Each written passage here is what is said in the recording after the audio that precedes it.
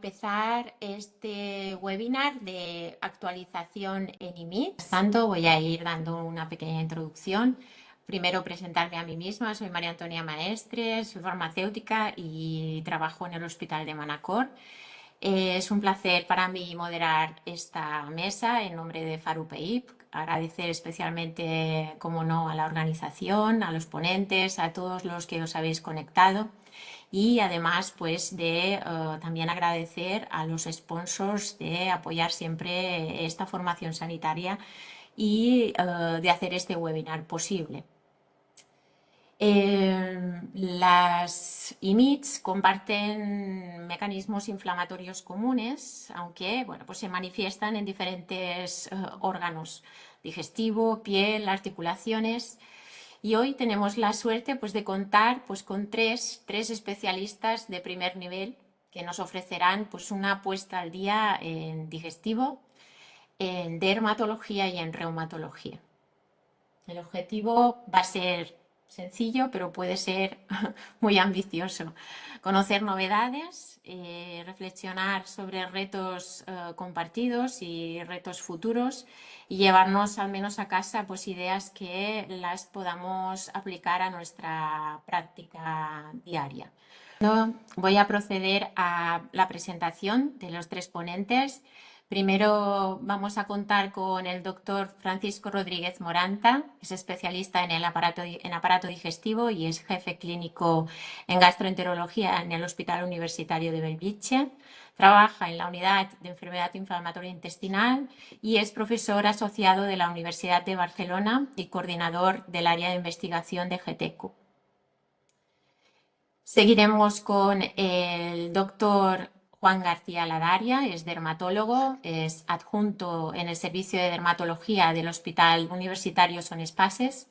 Está al cargo de la consulta monográfica de hidradenitis supurativa y de linfoma cutáneo, y este pasado mes de julio defendió su tesis doctoral titulada Atención a las comorbilidades endocrinológicas en hidradenitis supurativa. Y para finalizar, vamos a contar con el doctor Juan Carlos Quevedo, médico adjunto del Servicio de Reumatología del Hospital Universitario de Gran Canaria de Negrín. Es investigador, colaborador del registro de Biodavaser de la Sociedad Española de Reumatología y autor de más de 50 publicaciones indexadas. Su principal área de interés es el estudio y la prevención de la enfermedad cardiovascular en enfermedades reumáticas sistémicas. Y ya sin más dilación, vamos a empezar con la actualización en farmacoterapia en digestivo por parte del doctor Francisco Rodríguez Moranta.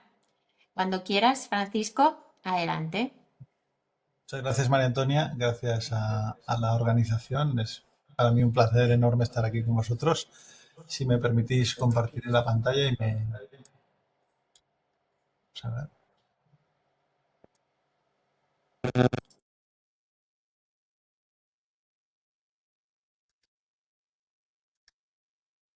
Antes lo hemos probado y no había problema, y ahora. ¿Se ve? ¿Estáis viendo ahora? Sí, sí, sí. Perfecto. Molt bé, pues mi parte será poneros al día de las novedades, de todo aquello que a la vista de un clínico de digestivo me ha llamado la atención. Espero que esto... ¿Se oye un eco? ¿Alguien tendríais que mutaros? Porque se oye un eco. Ahora no. María Sí, se Antonia oye. lo tiene. Ahora, perfecto. Molt bé, mis conflictos de interés. Únicamente 2 diapositivas de introducción. Yo voy a hablar de enfermedad inflamatoria intestinal y en realidad quería recordar a la gente que no ve pacientes directamente con esta patología que la enfermedad inflamatoria intestinal es una enfermedad que hasta cierto punto es peculiar porque tiene síntomas que son realmente muy invasivos, y esto luego puede hacer distinto a otras IMIDs. Los pacientes tienen diarrea, pueden no salir a la calle por el número de veces que hacen de vientre, hacen sangre, se anemizan, a veces requieren transfusiones. Los pacientes pueden ponerse suficientemente graves como para hospitalizar, pueden llegar a requerir cirugías, hacen fístulas, abscesos abdominales, ah, bueno, pierden peso, puede afectar de una forma muy radical a la calidad de vida de los pacientes. Sabéis que además alrededor de un tercio de los pacientes además tendrán manifestaciones extraintestinales.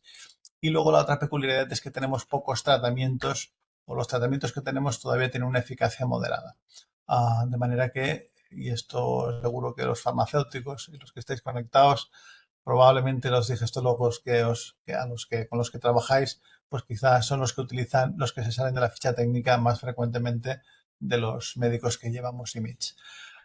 Es cierto que tenemos muchos más fármacos que los que teníamos en el pasado y esto ha permitido que evolucionen los objetivos terapéuticos y actualmente, bueno, nuestro objetivo terapéutico a medio plazo sería la curación, no solo la remisión clínica, sino la curación mucosa como un objetivo de conseguir la cicatrización de las lesiones vistas por la endoscopia, un objetivo que ha demostrado mejor probabilidad de el paciente esté en remisión clínica a largo plazo. Además, tenéis que saber que el paciente esté en remisión clínica hoy no significa de ninguna manera que la enfermedad esté controlada, o sea, no es suficiente que el paciente esté asintomático, puesto que hay una mala correlación entre los datos clínicos y endoscópicos, y aquellos pacientes que aún así, estando asintomáticos, tienen actividad endoscópica persistente, su pronóstico se asocia, o sea, en la evolución posterior tendrán más brotes, necesitarán hospitalizar con más frecuencia, requerirán mayor porcentaje de cirugía, acumularán daño estructural, que además será irreversible, tendrán más riesgo de cáncer y esto les llevará a una vida con peor calidad de vida, con más discapacidad, con cirugías mutilantes, con más tasas de depresión, ansiedad. Y como os decía, además tenemos un techo terapéutico, a pesar de todas las novedades farmacéuticas que tenemos, que quizá en las últimas, lo último que viene puede haber roto este techo de cristal, pero todavía, fijaos que para un objetivo ambicioso, como sería la cicatrización de la mucosa, alrededor de un 30% de los pacientes que empiezan un tratamiento lo van a alcanzar a largo plazo. Para mejorar esto, hay múltiples propuestas, pero fundamentalmente van a ser dos. Uno, tener nuevos fármacos, y la otra, igualmente importante, saber utilizar mejor los fármacos que tenemos actualmente. Os voy a mostrar un par de estudios de estrategia, no de novedades farmacológicas. En realidad, explicarán un poco cómo vuestros clínicos han ido evolucionando en la forma de manejar los pacientes en los últimos años y lo que va a cambiar en el futuro. Un titular para el primero: utiliza un fármaco eficaz. Parece una perogrullada, pero puede ser un cambio de paradigma a la hora de utilizar los fármacos en algunos escenarios. Y os muestro este ensayo clínico. El ensayo clínico ACTIV es un ensayo clínico publicado este año en pacientes que ingresan por un brote de colitis ulcerosa aguda grave. Estos pacientes habitualmente se les trata con corticoides y los que van bien harían la pauta de abajo. El paciente que responda a esteroides y no llevaba terapia avanzada, lo habitual era darles pauta descendente de corticoides y empezar azatioprina. Lo que se propone en este ensayo clínico es el standard of care, que sería esta propuesta de abajo, o empezar directamente con un fármaco claramente más eficaz, que sería infliximab azatioprina. Y lo que se evaluaba era el fracaso al tratamiento en semana 52 y podéis ver resultados abrumadores. La probabilidad de fracaso, definida como la ausencia de remisión clínica al año, ausencia de cicatrización de la mucosa, que requiere algún tratamiento adicional, eventos adversos que obligan a suspender el tratamiento, colectomía o muerte. El 82% de los que hicieron el standard of care fracasaban en el tratamiento, y esto era un 30% peor que el tratamiento intensivo combinado, infliximab azatioprina. Así que el objetivo, las conclusiones de este estudio es que seguir las pautas que ponen las guías clínicas aboca al fracaso a la mayoría de los pacientes, y utilizar una técnica intensiva mejora, pero fijaos que todavía un 50% de fracaso. O sea que deberíamos utilizar en este escenario particular la colitis ulcerosa aguda grave, en que los pacientes responden a esteroides, terapia avanzada y monitorizar el tratamiento, porque la probabilidad de fracaso sigue siendo alta. El segundo mensaje: no demores la decisión. También parece una perogrullada. Sería el ensayo clínico Profile. En este caso, el ensayo clínico, que se hace en 400 pacientes, tiene la particularidad que nada más diagnosticar al paciente con un tiempo medio, fijaos, de solo 12 días, se aleatorizarán a los pacientes a 2 estrategias terapéuticas. La primera se parecería también al Standard of Care, que sería un ascenso progresivo del tratamiento, un ascenso rápido, empezando con corticoides si el paciente no responde o falla azatioprina y si falla infliximab. Esto comparado con empezar al diagnóstico sin más con una terapia combinada de infliximab azatioprina y lo que se evalúa es la remisión libre de esteroides, remisión clínica libre de esteroides, de nuevo con diferencias muy claras. Esto puede parecer una obviedad porque en la primera se obliga al paciente a fallar para ir escalando los tratamientos, pero fijaos que el 80% de los pacientes hará un brote a lo largo del siguiente año por tan solo un 15% en el brazo intensivo. Y esto además fijaos que al final del estudio, los pacientes que empiezan con una terapia ascendente, el 50% de los pacientes, o casi todos los pacientes van a llevar también inmunosupresores y casi el 50% ya llevará infliximab, a pesar de lo cual tendremos tasas más bajas de remisión endoscópica, peor calidad de vida, más brotes, más tandas de esteroides y más cirugía. O sea que empezar tarde puede tener consecuencias irreversibles. Y esto hace que con el tiempo utilicemos los fármacos de forma más rápida. Fijaos en esta corte del grupo belga que lo que hace es identificar a pacientes con enfermedad de Crohn recién diagnosticadas y seguirlas de forma prospectiva desde el año 2015 al 2023 y podéis ver cómo se va adelantando el inicio de este primer biológico, 44% en el primer trienio, 66% en el último trienio 2021-2023 que se analiza. En muy poquito tiempo se ha acelerado de forma significativa el inicio de este biológico y esto se acompaña de una mayor persistencia como un marcador indirecto de que el fármaco funciona mejor, mayor persistencia de este primer biológico. Si vamos a novedades propiamente dichas en enfermedad de Crohn, también por titulares, si hay alguna novedad, que no hay muchas novedades en Crohn, es que los anti-L23 son mejores que ustekinumab y esto probablemente es lo más evidente que ha ocurrido a lo largo de este último año. Sabéis que hay actualmente 3 IL-23 presentados, ha aprobado solo Risan, pero en los próximos meses entrará Gusel y probablemente de cada año que viene mirikizumab como anti-P19 y por otro lado tenemos ustekinumab del que tenemos una amplia experiencia. Bien, empiezo con los datos de Guselkumab. Guselkumab es un anti-P19. Sabéis que el ensayo clínico son los Galaxy 2-3 y tienen la particularidad de que no solo se ensayaron con placebo, sino que introducen algo que será imprescindible en el futuro para poder posicionar los fármacos, que es compararlo directamente con un fármaco potente en enfermedad inflamatoria intestinal, que es ustekinumab. Y os enseño los datos de la comparación de Gusel y Uste en este estudio muy riguroso porque es el fase 3 de Guselkumab. Podéis ver que en todos los escenarios, en todos los objetivos terapéuticos, clínicos y endoscópicos, Guselkumab es superior, claramente superior a ustekinumab. También tenemos datos de Risan de comparación con ustekinumab. Risankizumab ya lo usamos desde hace un par de años, pero sabéis que se publicó el ensayo clínico, es un ensayo clínico fase 3. En este caso es con el único inconveniente de que es abierto, no es ciego para la valoración clínica, pero sí es ciego en la evaluación endoscópica. Bien, en este ensayo clínico que se incluyeron pacientes con Crohn con fallo previo a anti-TNF exclusivamente, podéis ver cómo las diferencias también son muy claras entre risankizumab y ustekinumab con diferencias de 20 puntos en casi todo, bueno, en todos los objetivos terapéuticos analizados. Y el último anti-L23, mirikizumab, en este caso no está aprobado, pero también en su ensayo clínico fase 3 se compara con ustekinumab, además de con placebo. En este caso, mirikizumab globalmente no se encuentra diferencias frente a Uste, los resultados son buenos, pero en este caso no superior a ustekinumab, excepto, si me permitís, en los pacientes en los que parece que se marcan más las diferencias entre uno y otro, entre el IL-23 y ustekinumab, hay 10 puntos de diferencia, no alcanza la significación, pero hay 10 puntos de diferencia entre Miri y ustekinumab.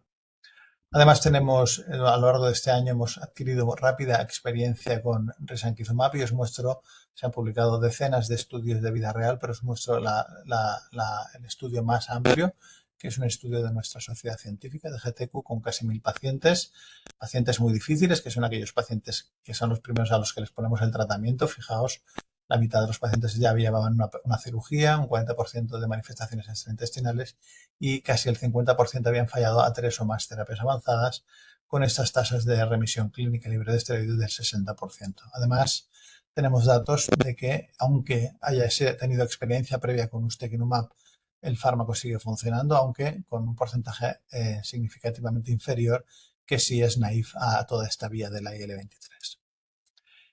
Tenemos también publicado un metaanálisis recogiendo los datos de los 3 fármacos en ensayo clínico y podéis ver que globalmente os enseño los datos de remisión endoscópica, pero también los datos clínicos. Los anti-P19 son significativamente superiores a ustekinumab, especialmente en los pacientes que vienen de fallo a anti-TNF.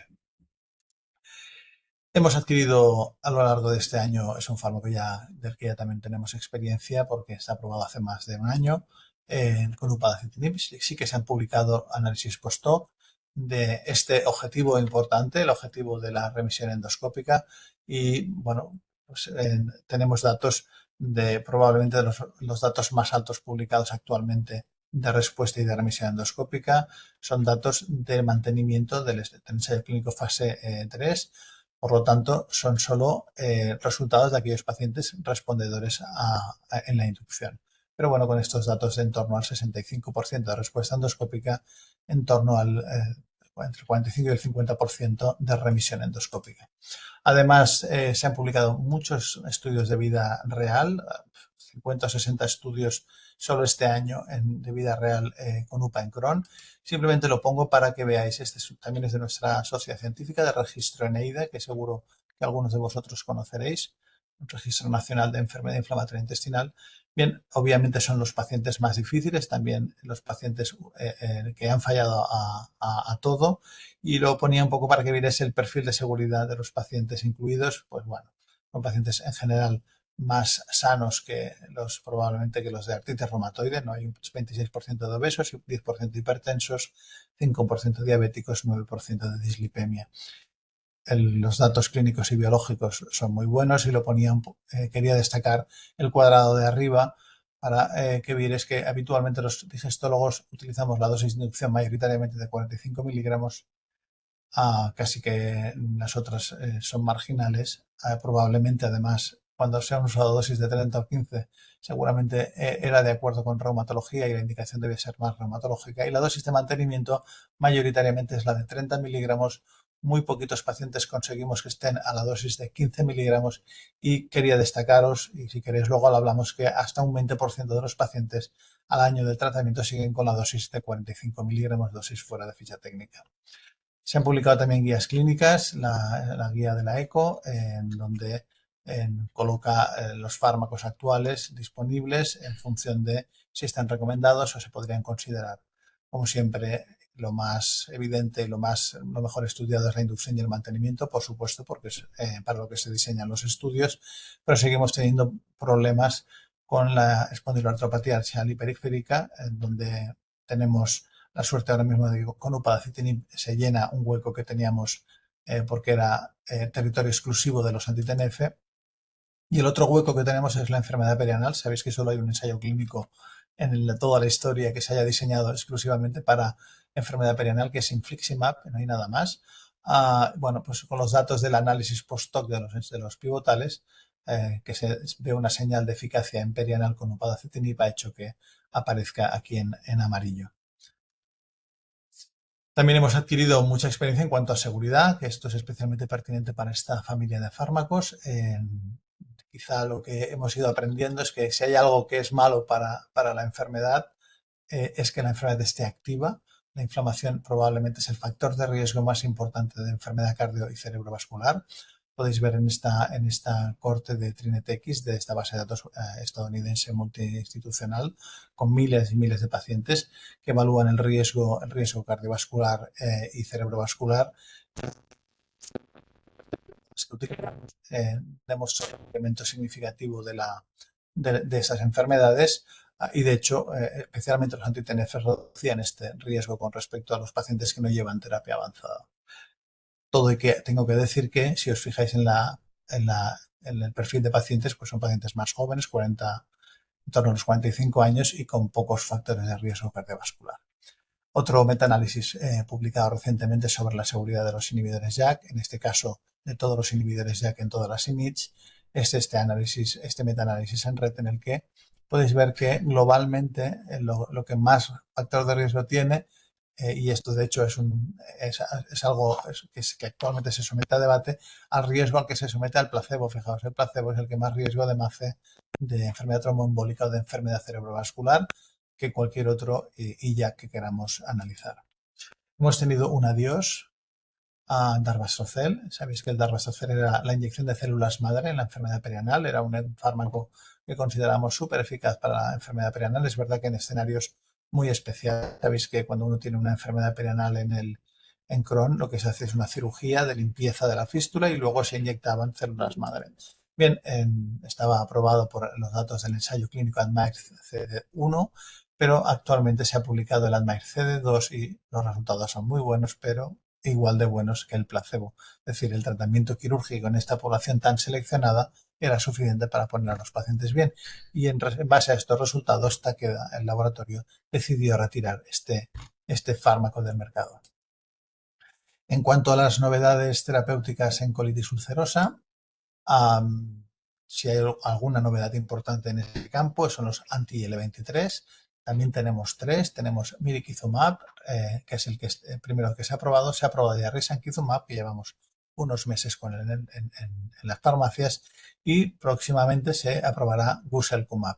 Así como en Crohn me resulta más fácil diferenciar un fármaco de otro, en colitis ulcerosa los resultados tengo que decir que son bastante superponibles. No voy a atiborraros a resultados con estos tres anti-L23 y quizá un poco matizar los resultados más importantes. Todos son ensayos clínicos fase 3, en este caso convencionales, doble aleatorización, inducción, y los respondedores van a una nueva aleatorización entre fármaco placebo. Y bueno, en unos resultados en una población que se parecen bastante, pacientes con colitis ulcerosa moderada grave. Fijaos que en este caso se incluyen pacientes en una corte de edad muy amplia, y esto es porque la vía de la IL-23 es muy segura y ha permitido que en algunos de estos estudios se incluyan pacientes hasta de 80 años. Y los resultados, os digo que en realidad cuesta diferenciarlos. Tenemos tasas de respuesta clínica en la inducción en torno al 60%. Los pacientes, si esta inducción que dura 12 semanas, si lo extendemos a 24 semanas, esta tasa de respuesta puede llegar casi al 80%, y también es común en los tres anti-L23. Y los datos de remisión clínica que en colitis ulcerosa significa no solo remisión clínica, sino mejoría endoscópica. Aunque este concepto lleva equívoco, pero es la suma de estar en remisión clínica con mejoría endoscópica en torno al 50%. Este que hemos visto era mirikizumab. Risankizumab tiene unos resultados muy parecidos. Únicamente detallo que la dosis, sabéis que la dosis que se ha aprobado para colitis ulcerosa no es la dosis de 600 miligramos, sino que es la dosis de 1200 miligramos. La otra diferencia es que la dosis de mantenimiento no es la dosis de 360 miligramos, sino que hay dos dosis aprobadas, 180 y 360, y esto también puede llevar a discusión. Y unos resultados que no os voy a enseñar porque la verdad es que se parecen mucho. Y de nuevo, el tercero sería guselkumab, que también tiene algunas particularidades.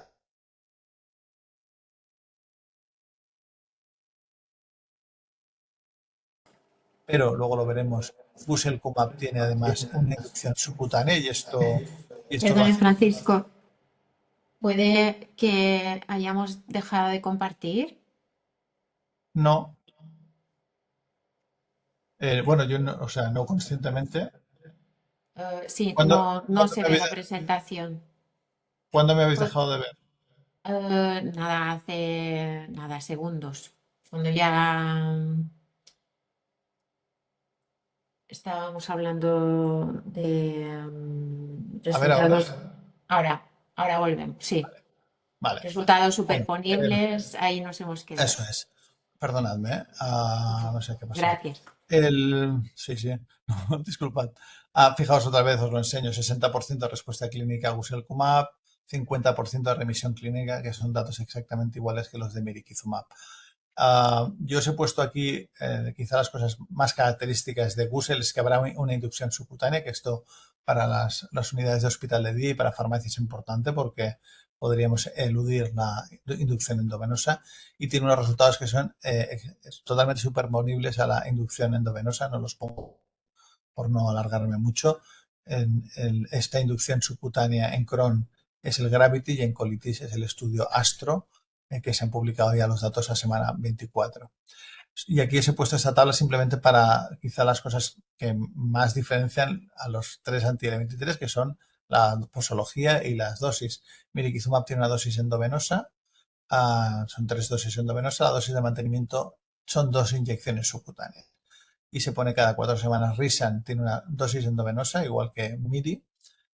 Hay 2 dosis aprobadas en ficha técnica, o sea que podemos intensificar dentro de la ficha técnica, esto puede ser una ventaja. Y la periodicidad de administración del subcutáneo es cada 8 semanas, esto también puede ser una ventaja. Y Guselkumab tiene la ventaja de la inducción endovenosa o subcutánea a conveniencia.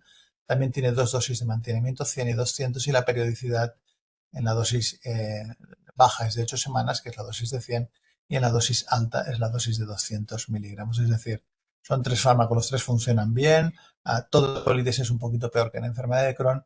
Quizá las diferencias más importantes en cuanto a la conveniencia de administración tendrán que ver más con la posología. Un problema que tenemos es dónde ubicar los reguladores de la esfingosina 1-fosfato, que esto también puede llevar a alguna pregunta. Ozanimod y etrasimod son los fármacos que se han evaluado en enfermedad inflamatoria intestinal. Sabéis que estos fármacos lo que hacen es regular el tráfico de los linfocitos. En realidad lo que hacen es secuestrar los linfocitos en el ganglio linfático, impidiendo que vayan hasta el órgano diana. Ozanimod tenía resultados que eran buenos, sin embargo, la compañía decidió no pedir, a pesar de que estaba aprobado por las agencias reguladoras, no pedir precio reembolso. Etrasimod sí ha llegado a las farmacias, pero lo cierto es que no lo utilizamos. Y os enseño un poco qué es lo que pasa. Los resultados no es que sean malos. Si fijáis, los datos de remisión sintomática 46%. Antes os he enseñado uno de 50% con los IL-23, que son fármacos muy buenos. Respuesta en semana 12 del 60%, exactamente igual que los anteriores. Pero cuando miramos a fallo a terapia avanzada, no había diferencias con placebo. Y como son fármacos que nunca empezamos antes, o sea, en primera línea de tratamiento, todos los fármacos que aparecieron después de los anti-TNF aparecen en uso a fallo anti-TNF, pues nos hemos quedado sin lugar para estos fármacos. Además tienen alguna peculiaridad, algún efecto secundario que hay que manejar, como la bradicardia al principio de la administración o el edema macular, que son poco frecuentes, pero que hay que tener en cuenta. Y por último ya, upadacitinib en colitis.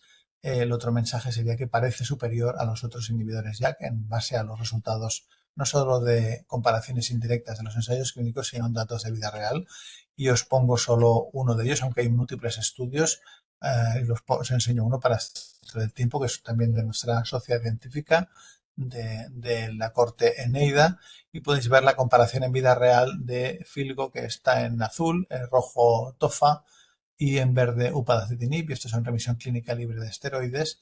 Pensad que además UPA, que tiene mejores resultados y muy evidentes, es el último en aparecer, con lo que hay un porcentaje de pacientes que ya ha fallado a otros inhibidores JAK, y esto hace que probablemente UPA será el IJAK más utilizado en colitis ulcerosa. Y para entrar dentro de tiempo, perdón, esta no me acordaba. Sí que hay alguna diferencia en cuanto a efectos secundarios en vida real, y seguro que en farmacia os han dado muchas veces por este efecto secundario, porque es muy frecuente, que es el acné por upadacitinib. De hecho, es mucho más frecuente de lo que estaba descrito en los ensayos clínicos, que en los ensayos clínicos estaba en torno al 5%, y en vida real lo estamos viendo en torno al 20%, más alto que con Tofa o que con Filgo, y esto ha hecho tanto es así que ha aparecido este algoritmo terapéutico que seguro que circula también por vuestros hospitales para el manejo del acné y no tener que estar machacando siempre a nuestros compañeros de dermatología. Como conclusiones, 8 conclusiones. La primera trata de forma efectiva. La segunda trata precozmente y monitoriza esa respuesta. La tercera es que la IL-23 es superior a la IL-12-23 en enfermedad de Crohn. tenemos datos muy esperanzadores de remisión endoscópica en enfermedad de Crohn, tanto en ensayos como en vida real. Quizá en el futuro utilizaremos upadacitinib en perianal, aunque los datos actualmente son realmente escasos. Hemos perdido darbastocel y no sabemos ubicar a los reguladores de la sfingosina 1-fosfato. La IL-23 en colitis ulcerosa tenemos 3 fármacos que son los 3 buenos fármacos. Es difícil de diferenciarlos por eficacia. Veremos en vida real, que actualmente no hay estudios en vida real, aunque hay diferencias en posología y en la vía de administración. Y por último, UPA en colitis podría ser superior a las otras inhibidores JAK. Y eso es todo. Bueno, Francisco, excelente presentación y no te has podido ceñir mejor al tiempo. Muchísimas gracias.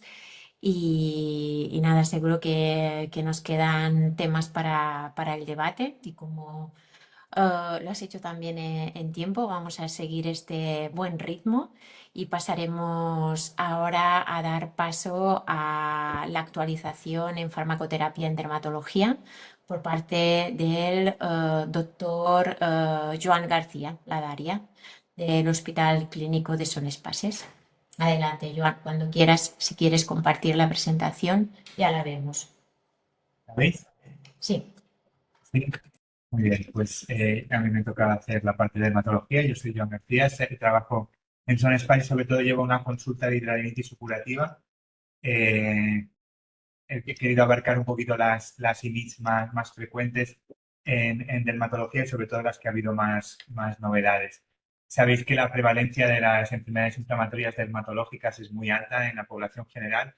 La dermatitis atópica afecta a 1 de cada 5 niños en el mundo occidental y tiene una prevalencia también muy alta en adultos. La psoriasis, la alopecia areata, el vitíligo, la urticaria y la hidradenitis supurativa pues tienen prevalencias en torno al 1 al 2% de la población. Por tanto, son enfermedades muy frecuentes. Todas ellas tienen un alto impacto en la calidad de vida, en las relaciones interpersonales y también algo que afecta mucho a las enfermedades cutáneas es la capacidad laboral del paciente, tanto por, digamos, el aspecto del paciente como también por los síntomas, el dolor, la supuración, el picor, etcétera, la capacidad de dormir de estos pacientes que no pueden descansar, etcétera. El desarrollo de fármacos en enfermedades inflamatorias cutáneas ha sido exponencial en los últimos 20 años. Pasamos del primer biológico en el año 99 y en los últimos años se han aprobado muchísimos fármacos y ya después del COVID, a partir de 2020, la explosión en los últimos 3-4 años ha sido brutal, ¿no? Tenemos muchísimos fármacos, muchas indicaciones y mucho estudio en curso para probar nuevas indicaciones. Me voy a ceñir a estas 6 enfermedades inflamatorias cutáneas. Dejaré de lado otras enfermedades, las enfermedades ampollosas, fenodermatosis, en las que también ha habido novedades, pero por cuestiones de tiempo, pues creo que estas son las 6 más relevantes para esta sesión. Empezamos con la dermatitis atópica. La dermatitis atópica es una enfermedad inflamatoria muy frecuente, es la más frecuente de las enfermedades inflamatorias dermatológicas. Y el tratamiento ha cambiado muchísimo en los últimos 5 años, ¿no? Han aparecido muchísimos fármacos nuevos.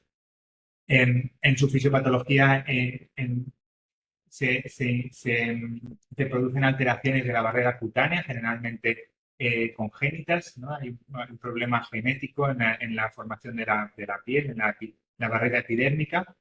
Ello conlleva pues, mayor permeabilidad de la piel y eso conlleva una alteración inmunológica en la vía TH2 y a la vez una alteración del microbioma y son 3 eventos que se van retroalimentando el uno al otro.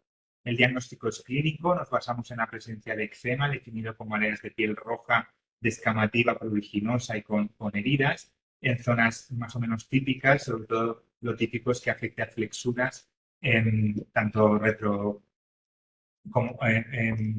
retrocurales como anticubitales y luego hay lesiones más extensas, ¿no? Luego hay una serie de datos clínicos que veis en la tabla que apoyarían el diagnóstico.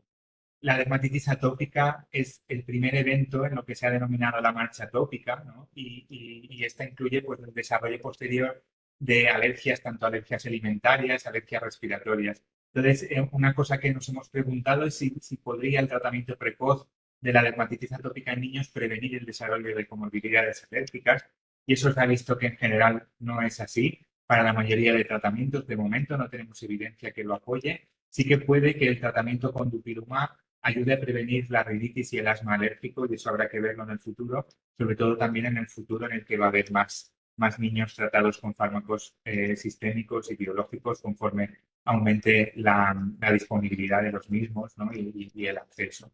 Para el tratamiento de la dermatitis atópica, fijaos, esta guía es la última que ha salido, prácticamente publicada este mes. Está publicada en septiembre del 2025, aunque se redactó hace ya unos meses, ¿no? Y en esta clínica, que es tan reciente, que no lo puede ser más, ya nos falta un medicamento que ha sido probado, que es el nemolizumab, aquí arriba, y ya no aparece, ¿no?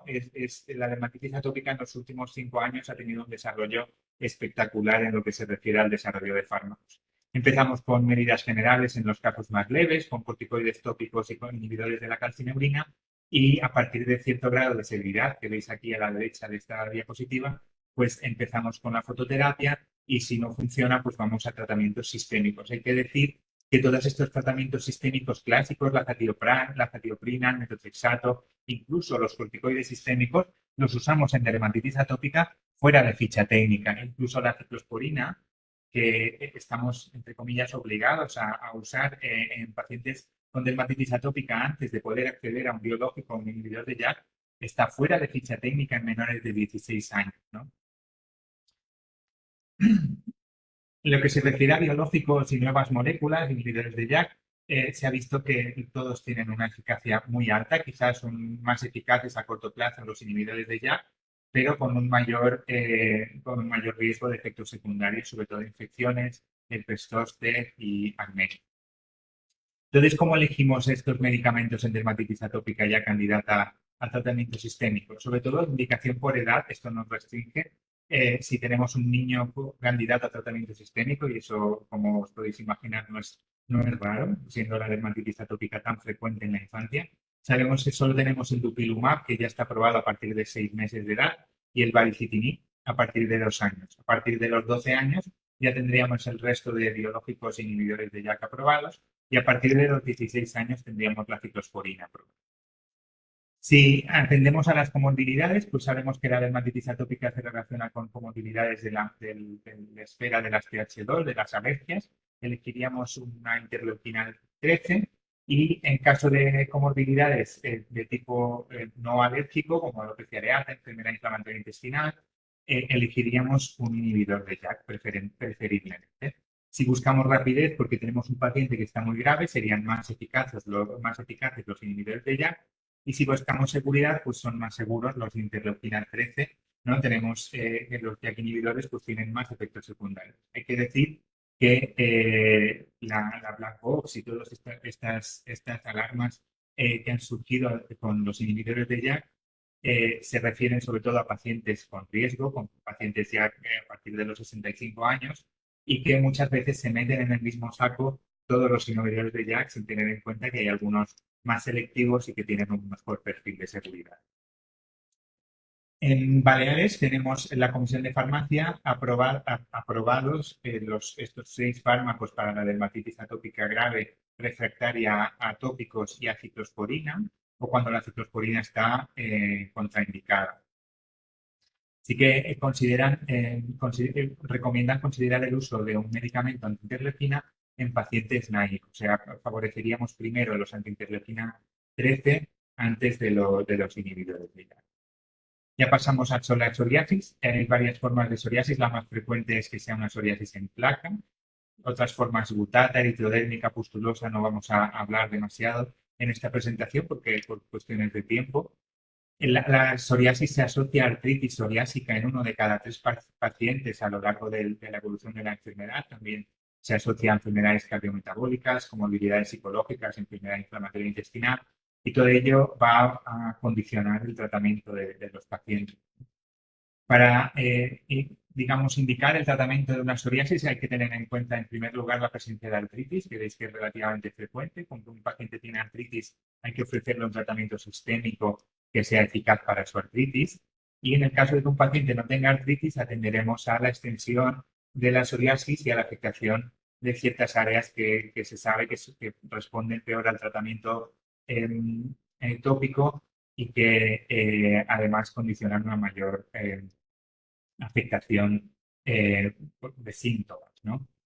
Los americanos son un poquito más generosos, ponen el dintel en el 5% de superficie corporal, y los españoles son un poco más tacaños y ponemos el 10% de superficie corporal, un PASI de 10, un DLQI de 10, como frontera para establecer la necesidad de un tratamiento sistémico.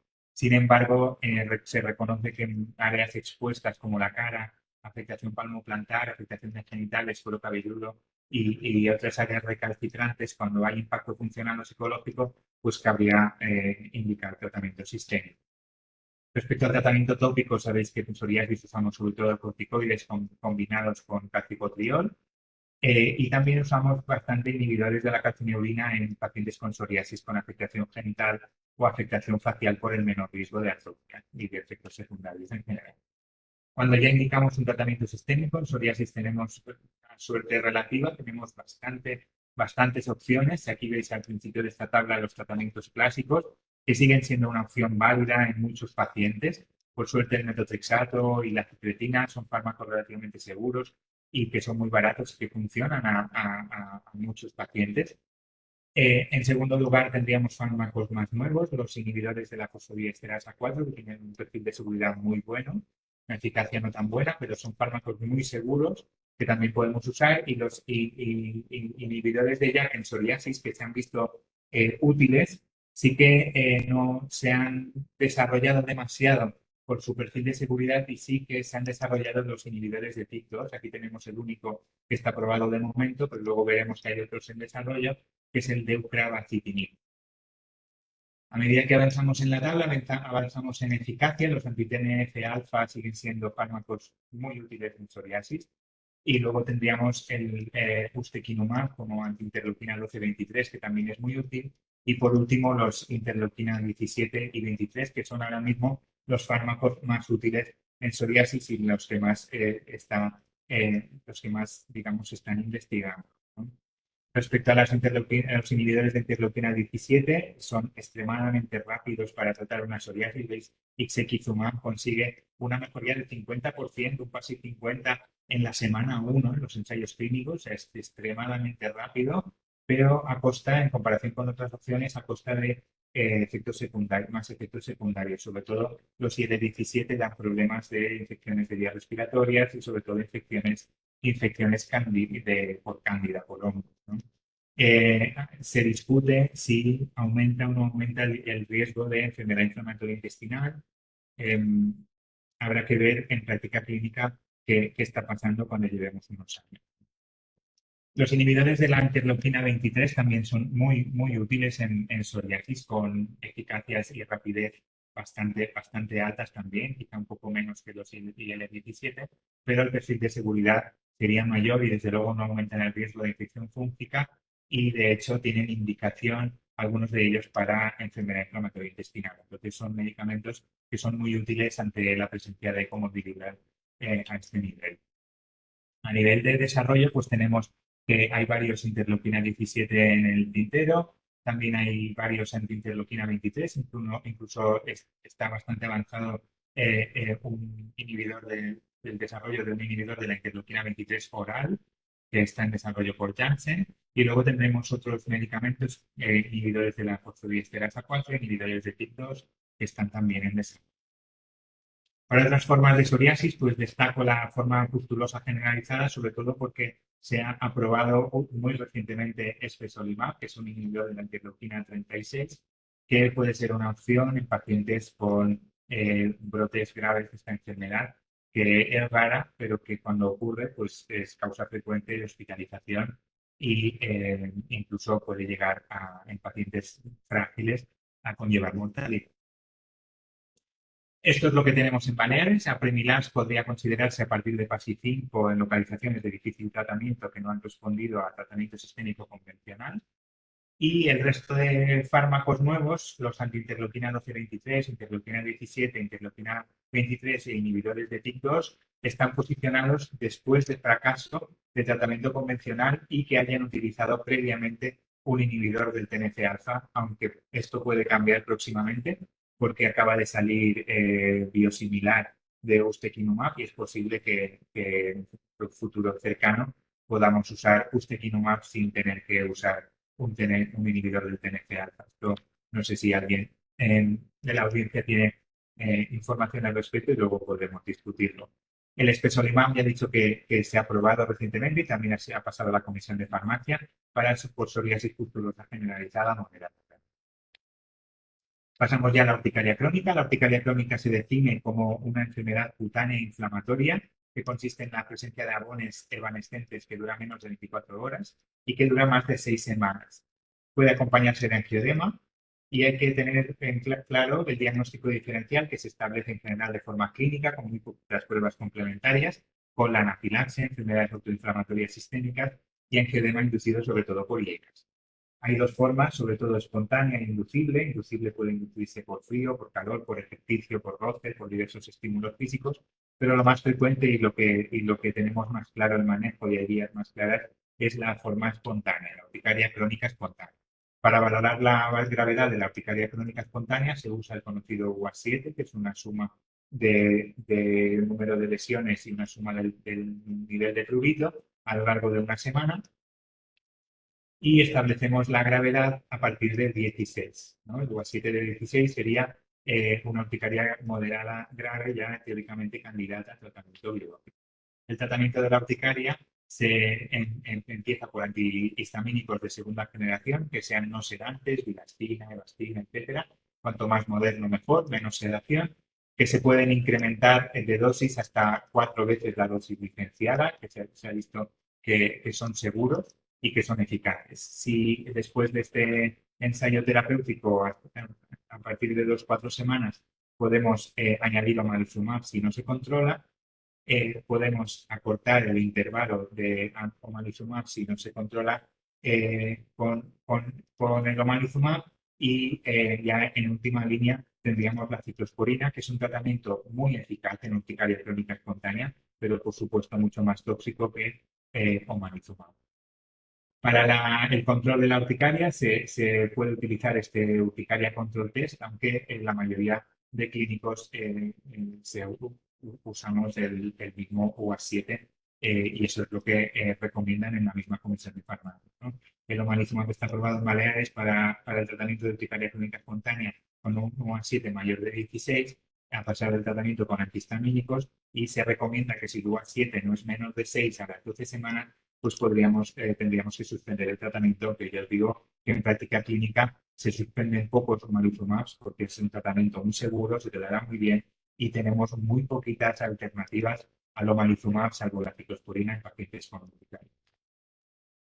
¿Qué tendremos en el futuro? Pues parece que vienen muchas cosas en urticaria, hay varios medicamentos en fase 3, destaco el dupilumab, que está adquiriendo cada vez más indicaciones, y los inhibidores de JAK y los inhibidores de la tirosinasa de gluten, como el remibrutinib, que tienen ensayos bastante avanzados. Pasamos a la hidradenitis supurativa, es una enfermedad inflamatoria que depende del folículo y de las estructuras anexiales de la piel.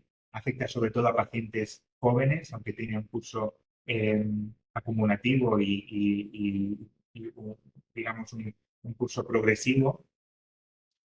Y lo vemos a veces en estadios más avanzados y en gente más mayor. Consiste en la aparición de lesiones nodulares purulentas que en algunos casos evolucionan a túneles o fístulas que suelen ser permanentes. La hidradenitis supurativa es una enfermedad que se ha, digamos, equiparado, se ha comparado con la enfermedad inflamatoria intestinal de la que hablábamos antes, en el sentido de que los brotes de la enfermedad, que son digamos, reversibles, la presencia de más o menos inflamación es fluctuante, genera un daño en el tejido, en este caso la piel, que es irreversible y que además empeora a corto plazo con la propia cirugía, ¿no? Como veis en esta gráfica.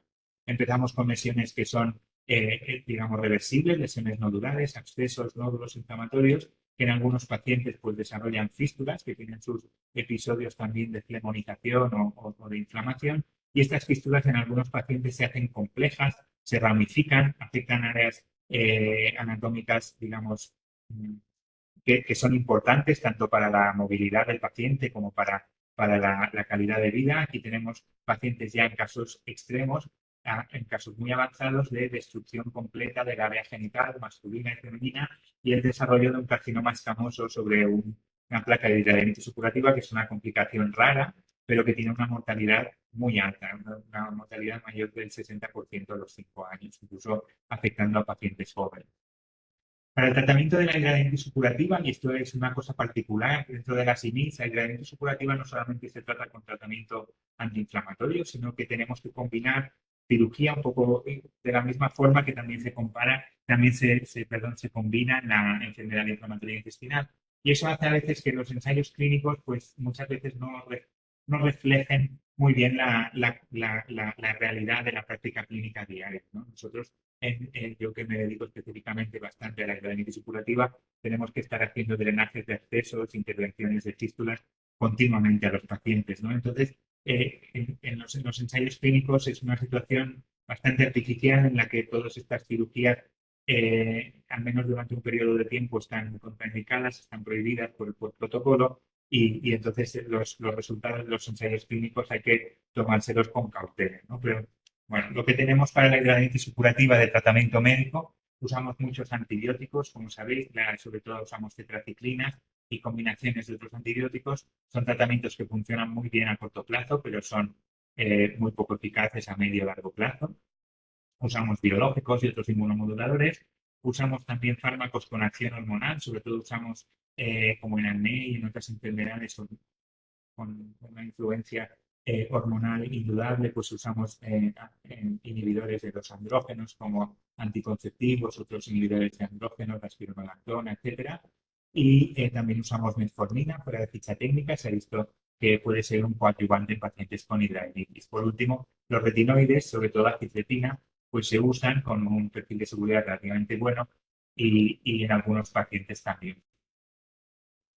El estadiaje clásico de la hidradenitis en estadio de Hurley, que se usaba mucho antes, fijaros que esta guía solamente tiene 6 años, o sea, no es una guía muy antigua y dividía a los pacientes en estadio de Hurley. Se ha visto en guías más actuales, esta es la guía australiana de este año pasado, que el Hurley no nos sirve porque no tiene en cuenta la presencia y sobre todo la cantidad de inflamación y la extensión de la enfermedad, ¿no? Que esos son parámetros muy, muy importantes a la hora de indicar un tratamiento sistémico antiinflamatorio, ¿no? El Hurley sirve mucho para el abordaje quirúrgico del paciente con hidradenitis, pero no tanto para el abordaje sistémico. La guía europea, que también es de este año, diferencia estas formas más inflamatorias de hidradenitis de formas más residuales o no inflamatorias, con la presencia de estas fístulas que no es que no se inflamen, pero lo hacen de una forma mucho más discreta y sobre todo lo que producen es alteración física y alteración funcional, ¿no? Entonces, en estas formas más inflamatorias tendríamos que usar el IHS4, que es un sumatorio de lesiones inflamatorias, y luego dependiendo de la puntuación, pues consideraríamos todos estos tratamientos y en formas no inflamatorias, pues habría que intentar operar al paciente o hacer tratamientos con láser, terapia fotodinámica, otros láseres que digamos, eliminan el tejido cutáneo afecto. Hay que tener en cuenta que en la hidradenitis, como en la mayoría de enfermedades inmunomediadas, hay una ventana de oportunidad. Sabemos que los pacientes que tratamos precozmente evolucionan mejor, responden mejor al tratamiento y esta ventana de oportunidad también se ha visto que existe para la cirugía, ¿no? De hecho, combinar biológico y cirugía es ideal, es seguro y es lo que se recomienda en hidradenitis supurativa. Y respecto al uso de biológicos en pacientes con hidradenitis, nosotros hicimos hace ya un par de años este protocolo en el que usábamos primero adalimumab. Hay ciertas contraindicaciones relativas al uso de adalimumab en las que podríamos considerar el uso de inhibidores de la interleuquina 17 en primer lugar, pero lo habitual es que empecemos por adalimumab y en segunda línea usemos inhibidores de la interleuquina 17. También usamos en algunos pacientes infliximab y otras moléculas con menos evidencia pero tengo que decir que infliximab es un tratamiento que nos consigue rescatar a muchos pacientes muy graves que no responden como querríamos a los inhibidores, a la adalimumab o inhibidores de interleuquina 17.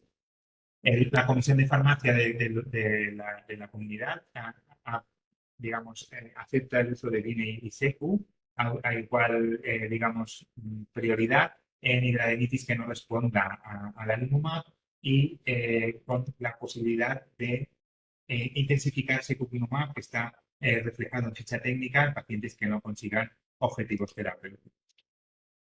Hay que decir que los inhibidores de la interleuquina 17, al contrario de lo que ha pasado en psoriasis, en hidradenitis no han demostrado ser superiores a la adalimumab y eso lo vemos de hecho en práctica clínica, ¿no? El paciente que responde a un anti-TNF en hidradenitis pues responde bien de una forma aceptable y nos van bastante bien, ¿no? Y los que no responden a anti-TNF pues los pasamos a interleuquina 17, algunos responden pero no siempre es así.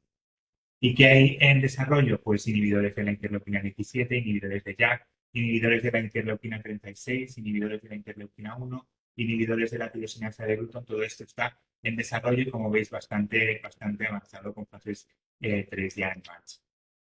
Vitíligo. El vitíligo es una enfermedad en la que se produce despigmentación de la piel, es asintomático y digamos que tiene un impacto meramente estético que afecta, por supuesto, al funcionamiento del paciente, a la percepción estética y a la imagen.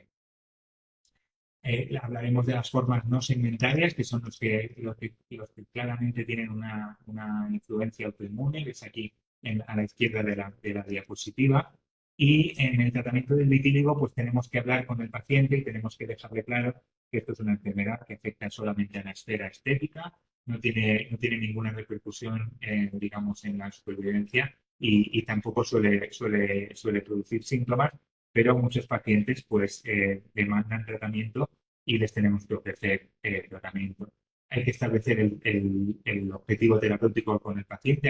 A veces, como veis a la derecha de esta diapositiva, es preferible la despigmentación de las lesiones que persisten pigmentadas en vitíligos que están muy avanzados, pero si queremos controlar el vitíligo, pues hablaremos de estabilización o bien repigmentación. En general se usan corticoides tópicos, inhibidores de la calcineurina y fototerapia en casos más extensos. ¿Y qué tenemos de nuevo en vitíligo? Pues el ruxolitinib es un inhibidor de JAK tópico que está aprobado en vitíligo a partir de los 12 años y lo tenemos disponible en nuestras farmacias ante la falta de respuesta a tratamientos previos con inhibidores de la calcineurina, corticoides tópicos y fototerapia, o cuando estas alternativas estén contraindicadas.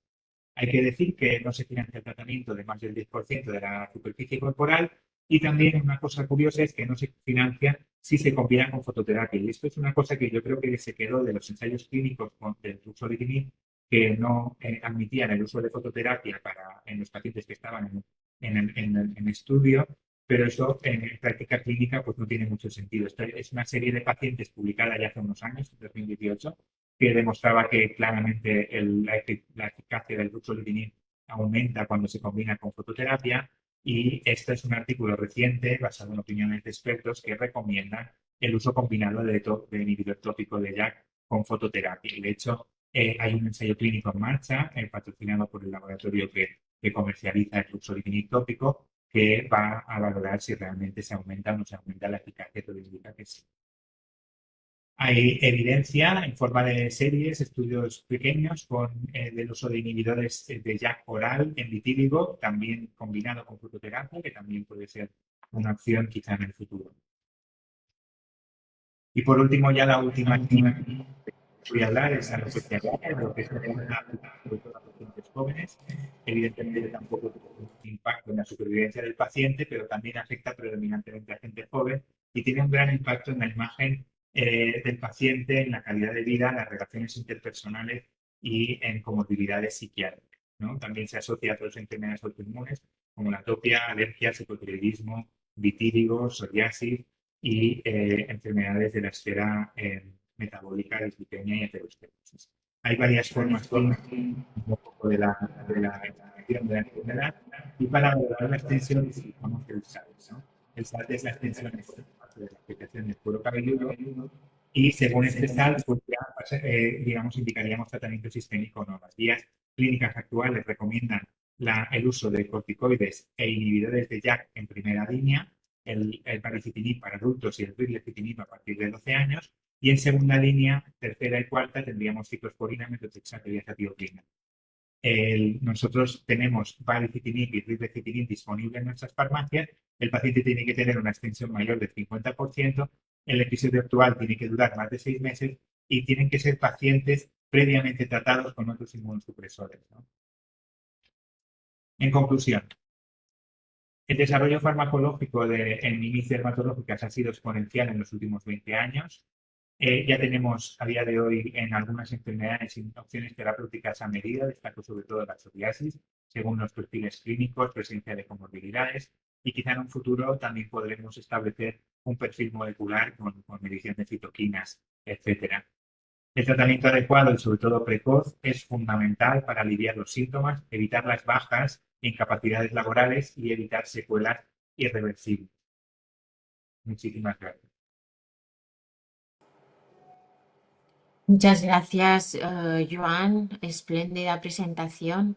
Y muchas gracias también por ceñirte también al horario. Y nada, sin más dilación, vamos a dar paso al doctor Juan Carlos Quevedo del Hospital Universitario de Gran Canaria de Negrín, que nos va a hacer la actualización en farmacoterapia en reumatología. Cuando quieras, Juan Bien. Carlos. María Antonia, con tu permiso voy a detener el vídeo porque he tenido algún momento que se ha ralentizado un poquillo la señal en mi casa para evitar problemas técnicos. Vamos a ver si estoy compartiendo la presentación. Sí, ya la vemos. Perfecto, muy bien. Muy bien, Pues sin muy bien, problema. pues, perfecto. Pues nada, muchas gracias a todos. Gracias a los organizadores por contar conmigo para participar en estas jornadas tan interesantes, ¿no? Porque este tipo de reuniones sin duda son muy útiles, ¿no? Para facilitarnos pues, la toma de decisiones compartidas entre las diferentes disciplinas que estamos implicadas en el manejo del IMID, ¿no? Perdón.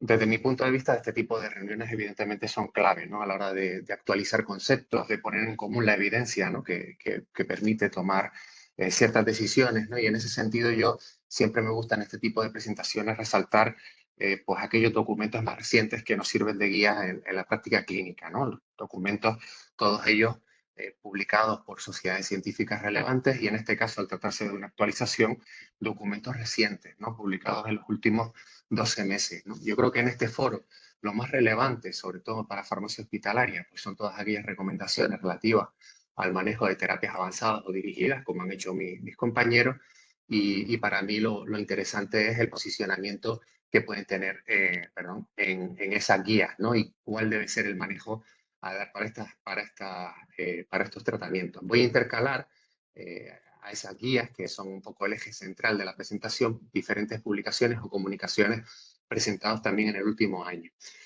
Voy a estructurar mi charla en 4 bloques, que son los correspondientes a las principales patologías de mi especialidad. Empiezo por la artritis reumatoide. Aquí la principal novedad en los últimos 12 meses pues son estas 2 publicaciones, ambas de la Sociedad Española de Reumatología, el documento de consenso sobre el uso de terapias biológicas y sintéticas dirigidas que se publicó en octubre del pasado año y la reciente guía de práctica clínica de la SER de este mismo año, ¿no? A este último documento pueden acceder si quieren, un documento bastante extenso pero interesante para consulta a través del QR que voy mostrando en la pantalla.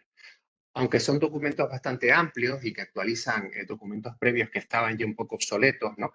Yo me voy a centrar, ¿no? en aquellos aspectos relativos, como les comentaba al principio, al uso de las diferentes terapias avanzadas, su posicionamiento, los algoritmos, ¿no? Recuerden que, bueno, lógicamente, en el caso del manejo de la artritis reumatoide, saben, ¿no? que cuando los fármacos de uso preferente en primera línea, como son los FAMES convencionales, preferentemente metotrexato en monoterapia, pues no conseguimos alcanzar objetivos terapéuticos adecuados, no solo la remisión, sino también la baja actividad, pues que puede ser un objetivo aceptable para muchos pacientes, debemos iniciar la escalada hacia el tratamiento de las denominadas terapias avanzadas. Y en este nuevo escalón, el documento reconoce que actualmente no existe una evidencia sólida que permita priorizar el empleo de unas moléculas sobre otras, en términos de eficacia y seguridad de forma general son comparables todas ellas, y que para su elección, la elección de la terapia avanzada en un paciente individual, hay que tener en cuenta una serie de factores, muchos relacionados con la experiencia del clínico, con el coste o con preferencias del paciente, pero bueno, en general se acepta que en base a esos factores, a día de hoy los anti-TNF no pueden ser desplazados como un tratamiento válido de primera línea, ¿no?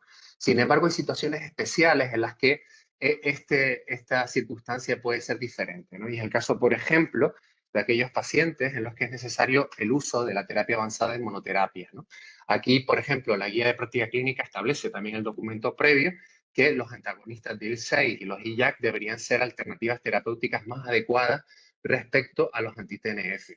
Y también para determinadas manifestaciones extraarticulares, como es el caso de la neumopatía intersticial, donde también quedaría excluido el uso de anti-TNF por cuestiones de seguridad, siendo, como muestra la diapositiva, rituximab, abatacept, anti-IL-6 y, de acuerdo a datos más recientes, también los IJAK, las alternativas más seguras y eficaces, ¿no? Y estas recomendaciones además se alinean perfectamente con este otro documento muy reciente de la Sociedad Europea de Reumatología y Neumología, que en sus algoritmos ven cómo pues se da cabida a estos biológicos preferentemente, y además a la derecha, como se menciona también, el empleo para determinados fenotipos fibrosantes de los antifibróticos. No solo nintedanib, que es el que tiene indicación específica, sino también pirfenidona, por las evidencias directas e indirectas que podrían avalar su empleo en casos seleccionados. Cuando se produce el fallo en una primera línea de terapia avanzada, se establece, ya volviendo al documento de consenso, estos tres escenarios generales: que el paciente haya fallado en el primer anti-TNF, que haya fallado a 2 o más anti-TNF, o a biológicos, terapias avanzadas con un mecanismo de acción diferente o IJAK.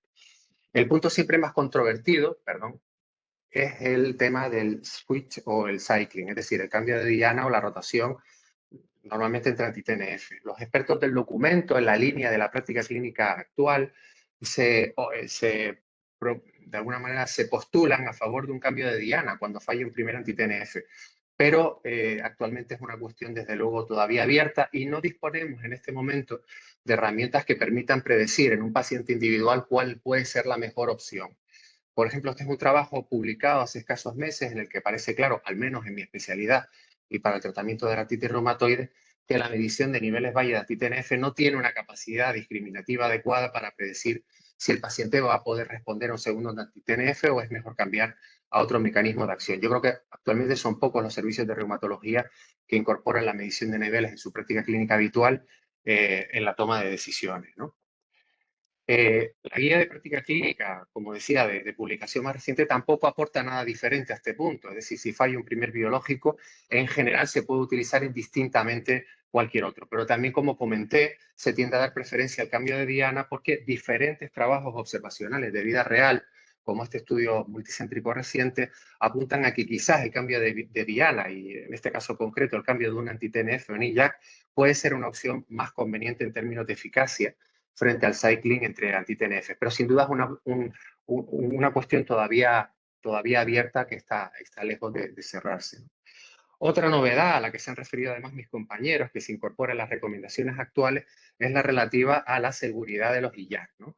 Recuerden que tras el dictamen del PRAC en 2022 se incorporó el ficha técnica, pues el black box, definiendo una serie de perfiles de pacientes donde el uso de IJAK no debería ser considerada una opción preferente, reservándolo solamente para aquellos casos donde no existe alternativa. El problema que nos encontramos aquí, y particularmente en reumatología, es que en las recomendaciones se traslada literalmente lo establecido en ficha técnica, y hay conceptos que son un poco difusos, ¿no? Sobre todo lo relativo a riesgo cardiovascular, ¿no? Al hablar que deberíamos evitarlo, en pacientes fumadores, pero también pacientes con otros factores de riesgo cardiovascular. Y los pacientes con artritis reumatoide tienen una elevadísima prevalencia de factores de riesgo cardiovascular clásicos. O sea que realmente muchos de los pacientes que reciben actualmente IJAK o candidatos quedarían excluidos. Hay algunos documentos recientes interesantes, como este que les traigo, que intentan aportar un poquito de luz al revisar de forma global todos los datos de seguridad publicados hasta la fecha, complementando y ampliando la información que aportó en su momento a la hora del surveillance, con poblaciones de pacientes más amplias y cortes de riesgo, porque todavía a día de hoy, de manera bastante habitual, se siguen publicando trabajos muy potentes como este sobre datos de la colaboración JACPOT, que incluye más de 50.000 pacientes tratados con IJAK, integrados en 15 registros nacionales, entre ellos nuestro Biobalacer español, donde no se confirma este exceso de riesgo respecto a pacientes con anti-TNF tras una exposición prolongada de hasta 2 años, ¿no? Incluso en subgrupos de pacientes de teóricamente mayor riesgo, que son los que se señalan en ficha técnica. No quería tampoco extenderme mucho en un apartado en el apartado de nuevas moléculas que se suele citar en este tipo de reuniones, ¿no? Pero bueno, sí voy a hablar de ibarmacitinib porque he traído un par de moléculas que tienen estudios en fase de desarrollo bastante avanzada. Uno de ellos es ibarmacitinib, que es un nuevo inhibidor JAK1 que recientemente publicó sus resultados fase 3, donde se ve pues, su eficacia en pacientes con respuesta inadecuada a FAMES convencionales con un perfil de seguridad bastante similar a otros IJAK. El interés que tiene esta molécula, quizás sobre todo, es que hay otros estudios también en fase avanzada con potencial indicación en otras enfermedades reumáticas. Otra molécula de reciente publicación, fase 3, es olotizumab. En este caso se han publicado hace poco los datos de eficacia y seguridad a largo plazo en pacientes con artritis reumatoide refractarios a FAMES convencionales, incluso anti-TNF, demostrando que esta opción puede ser eficaz y segura. Realmente el número de nuevas dianas potenciales es muy amplio, incluso mejora sobre dianas ya preexistentes, pero habrá que ver, y esto un compañero del Hospital de Galdácano tuvo la oportunidad de revisarlo de forma excelente y muy pormenorizada en un curso reciente de nuestra sociedad. Habrá que ver cuántas de estas dianas potenciales al final acaban entrando en práctica clínica habitual. Paso al bloque de espondiloartritis y artritis psoriásica. En este caso, pues la principal novedad ha sido, como documento más reciente, la guía de práctica clínica también de la SER para el manejo de estas entidades, que actualizaba una versión previa ya un poco antigua de 2018, aportando cuantiosa evidencia. Siempre me gusta destacar aquí, ¿no?, que cuando hablamos de espondiloartritis y artritis psoriásica, hablamos de entidades algo más complejas que la artritis reumatoide. Son enfermedades que nosotros denominamos multidominio, enfermedades más heterogéneas, donde la variabilidad clínica es mayor y ello se va a traducir también en una mayor complejidad respecto a los algoritmos, ¿no?, a las tomas de decisiones en diferentes escenarios clínicos, ¿no? De hecho, esa guía de práctica clínica plantea no uno, sino 4 algoritmos diferentes para la artritis psoriásica en función de la presencia de artritis, entesitis, dactilitis o afectación axial. Yo, por simplificar y sintetizar de una forma más clara las recomendaciones, he traído unas diapositivas. Podríamos decir que en artritis psoriásica con afectación periférica, es decir, cuando hay artritis, entesitis o dactilitis, en oposición a aquella situación en donde predominan los síntomas axiales, cualquier terapia biológica o IJAK podría ser una opción adecuada, porque como indican los panelistas, realmente a día de hoy no existe una evidencia de que la eficacia, efectividad y seguridad de estas moléculas pueda ser diferente, aun cuando existen head-to-head de las nuevas, por ejemplo el 23 o el 17 frente al TNF, donde parece ser superiores. Pero a día de hoy esos datos no permiten un desplazamiento de primera línea de lo que ha sido habitual que en muchos casos que son los anti-TNF. Interesante es la referencia a Apremilast que ven ahí a pie de diapositiva. Apremilast quedaría limitado en su uso a aquellos pacientes que no habiendo respondido a fármacos convencionales como metotrexato, pues no se consideran ellos convenientes, muchas veces por tema de seguridad, pasar a un biológico, pues Apremilast podría ser una opción potencialmente eficaz y segura, siempre y cuando se trate de forma moderada y sin factores de mal pronóstico.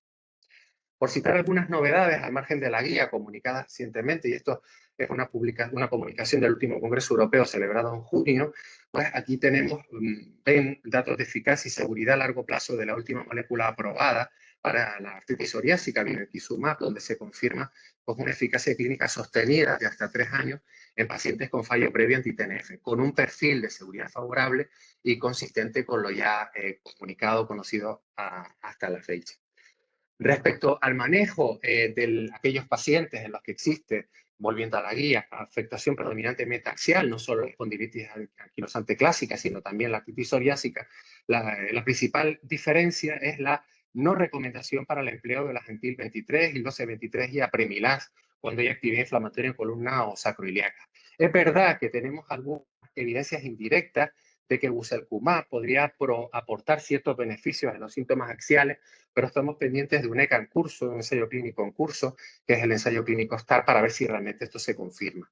Se cita también en la guía, ¿no?, que la única molécula que ha demostrado eficacia a través de un ensayo clínico en artritis psoriásica axial es secukinumab, el anti-17A, pero lo cierto es que en este escenario se pueden utilizar también anti-TNF, o el bloqueo dual AF o IJAK, porque también hay evidencias indirectas y la práctica clínica nos lo confirma, que pueden ser eficaces, ¿no? Algunos datos recientes también del último Congreso Europeo, en este caso de eficacia a largo plazo en espondiloartritis axial radiográfica y no radiográfica con upadacitinib, que fue aprobado para esta indicación en 2022, pues este trabajo en el que se demuestra pues, una eficacia consistente a largo plazo, hasta 2 años, con medidas de desenlace muy robustas en todo el espectro de la enfermedad. Otro trabajo de vida real, con datos recopilados en España, que es el estudio ESPADA, me parece interesante porque demuestra cómo, a pesar de que muchas de las opciones terapéuticas más recientes las estamos utilizando pues, en perfiles de pacientes más complejos y cuando ya han fallado sucesivas líneas previas de terapia biológica, lo cierto es que muchos de ellos pues, demuestran una persistencia adecuada a medio y largo plazo. En este caso, el estudio se centra en ixekizumab y vemos que la supervivencia está por encima del 50% al año. Para finalizar este bloque y volviendo a la guía, es muy relevante mencionar, ¿no?, cómo la presencia de determinadas manifestaciones no musculoesqueléticas pues pueden determinar que aquí sí ya haya recomendaciones específicas sobre el empleo prioritario o incluso el no empleo de ciertas moléculas, ¿no?, como muestro de forma esquemática en la diapositiva. En resumen, esto lo que permite un poco recalcar es lo que comentaba al principio, ¿no?, y es la mayor complejidad en el manejo de este tipo de patologías que suelen muchas veces condicionar la necesidad de hacer un manejo multidisciplinar entre reumatólogos, dermatólogos, gastroenterólogos y la farmacia hospitalaria. Pasamos ahora al tercer bloque, que he dedicado al lupus eritematoso sistémico. En esta patología, una novedad bastante importante, aunque es verdad que todavía está en fase de exposición pública, está pendiente de publicación en los próximos meses, han sido las nuevas recomendaciones de mi sociedad sobre el uso de terapia biológica en esta entidad. Es un documento que se presentó en el último simposio de enfermedades autoinmunes celebrada en febrero y además por parte de un compañero de mi servicio que ha liderado el documento, que es el doctor Rúa Figueroa. Es un documento que era necesario porque las recomendaciones previas eran ya de 2013, muy antiguas, y habían habido importantes novedades en torno a datos de eficacia, seguridad o nuevas indicaciones con belimumab o incluso la aprobación de nuevas terapias con mecanismos de acción diferentes como anifrolumab.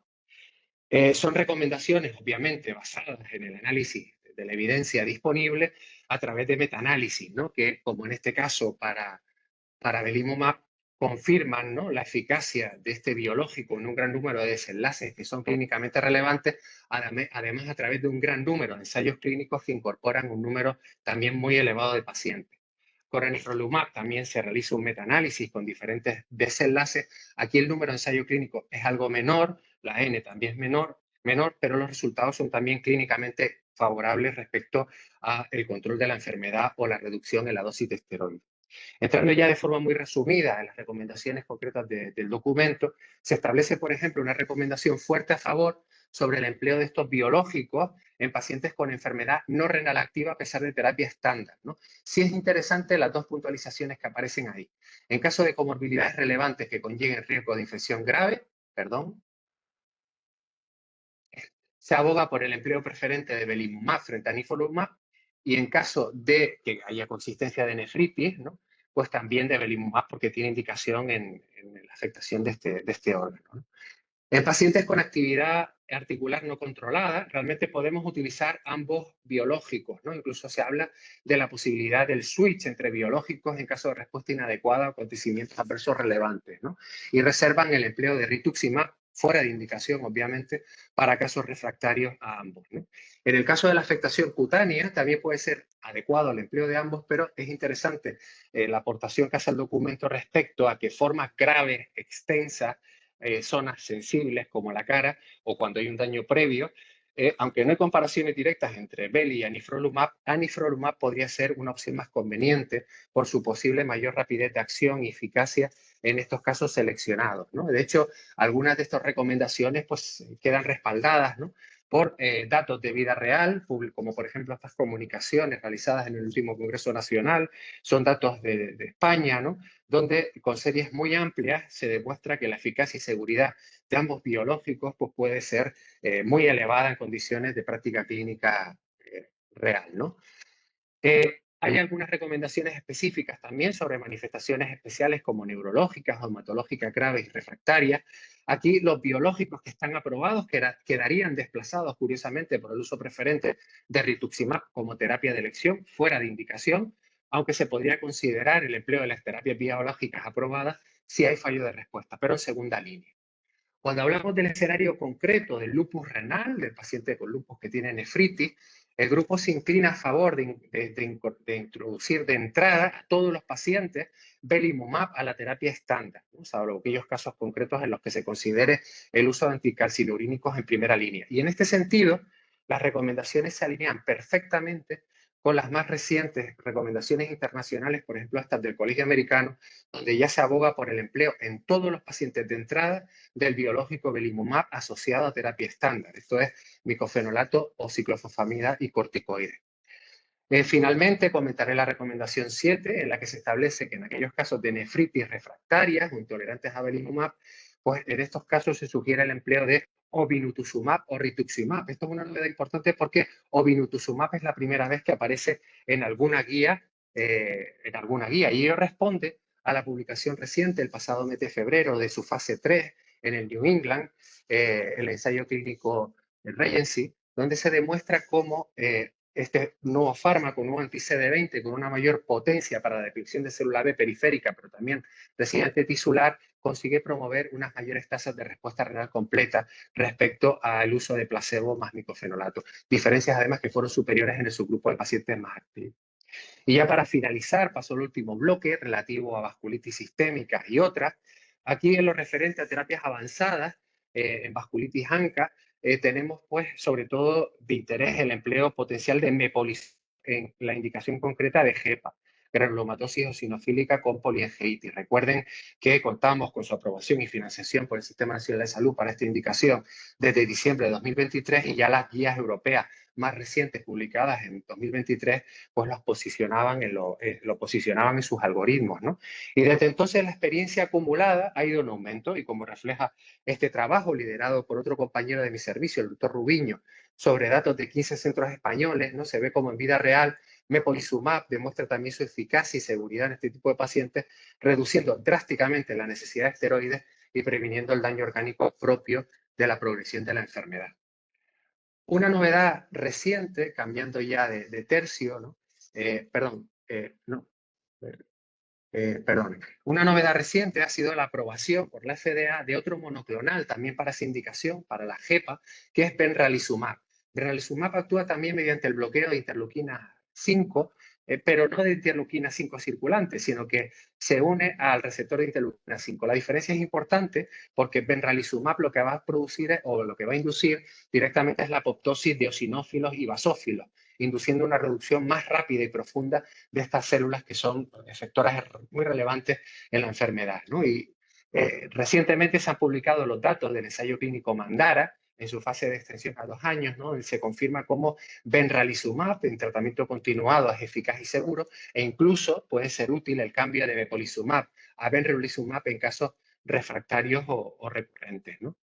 Cambio ahora de tercio ya finalizando mi presentación, porque ha habido otra novedad importante, una patología relevante por su prevalencia, que es la arteritis de células gigantes, una de las vasculitis sistémicas más prevalentes, y donde pues hemos tenido este mismo año la aprobación del tratamiento del iacupadacitinib para estos pacientes en base a los resultados del fase 3 que se publicó en el New England en mayo de este año y en el que se confirma la eficacia de este tratamiento no solo para su objetivo primario, esto es para remisión sostenida al año, sino también en otros muchos criterios secundarios de gran relevancia clínica, ¿no? Y esto abre una nueva alternativa para el tratamiento eficaz de esta patología. Y ya para finalizar, quería mencionar una novedad también relevante, reciente, para el tratamiento de una patología no muy frecuente, pero sí emergente, que es la enfermedad relacionada con IgG4. Es una enfermedad fibroinflamatoria crónica de causa desconocida que se caracteriza por la infiltración de múltiples órganos y dianas de células plasmáticas productoras de IgG4, lo cual va a condicionar pues la disfunción y formación de lesiones fibrosas en muchos de estos órganos y tejidos, ¿no? Y recientemente la FDA ha aprobado el tratamiento de inebilizumab para esta patología. En Europa realmente disponemos ya de este fármaco para la indicación de neuromielitis óptica positiva para anticuerpos antiacuaporina, y la FDA, pues, en base a los resultados de este ensayo clínico que muestro en pantalla, el Mitigate, pues ha aprobado este nuevo anti-CD19 para el tratamiento, al demostrar su capacidad para reducir de forma muy significativa el riesgo de brotes de la enfermedad y aumentar la probabilidad de remisión completa sin brotes respecto al placebo. Y eso es un poco lo que yo quería mostrarles. Así que aquí finaliza mi presentación. Vale, Antonio. Bueno, muchísimas gracias, Juan Carlos. Espectacular en el tiempo en que lo has hecho, tocando todos los aspectos nuevos en reumatología. Bueno, enhorabuena a los tres. La verdad es que espléndidas presentaciones, de manera tan clara, tan didáctica. Habéis hecho un recorrido magistral. Todas las patologías en vuestras diferentes áreas. Por lo tanto, vamos a pasar a la parte de discusión, de debate. Vamos a ver si en el chat hay alguna pregunta. Veo uno del doctor Gabriel Mercadal, que me ha dirigido a mí, si te parece la leo. Sí, Antonio. pues sí, adelante, adelante. Mi pregunta es un aspecto interesante. Cada vez tenemos más pacientes, cada vez usamos más biológicos, cada vez los usamos antes, a veces los doblamos, los combinamos. ¿Qué posibilidad tenemos de retirar el tratamiento? Y se está refiriendo a uno de los ensayos clínicos publicados este año, que es el ensayo clínico EXIT. Es un ensayo de nuestra sociedad científica, y lo que propone en este ensayo clínico es, en pacientes en remisión clínica, la retirada del anti-TNF, y su seguimiento está publicado al año, y luego recientemente se han publicado los datos a 3 años. Los datos al año, la verdad es que no hay diferencias entre ambos grupos, con lo que de entrada pensaríamos que grupo de pacientes la probabilidad de hacer una retirada del fármaco podría ser segura. Pero a los 3 años, aunque los datos a los 3 años sigue sin haber diferencias, y lo que han publicado, lo que presentan es que no hay diferencias a 3 años, y un alto porcentaje de pérdida de pacientes, que además no se explica cómo están, ¿no? Bueno, en teoría, y en realidad por los datos que tenemos, existe un porcentaje de pacientes que tendrían la opción potencial de retirar el anti-TNF, especialmente cuando estamos hablando de primeras líneas. Más allá de la primera línea, el escenario clínico del paciente empeora mucho, la probabilidad de que luego las cosas vayan mal es alta, pero en primera línea, pacientes que hacen remisiones profundas, y me refiero a remisiones profundas a este subgrupo de pacientes que no solo están en remisión clínica, sino que consiguen curación mucosa, tendrían la posibilidad de retirar el fármaco bajo estrecha monitorización.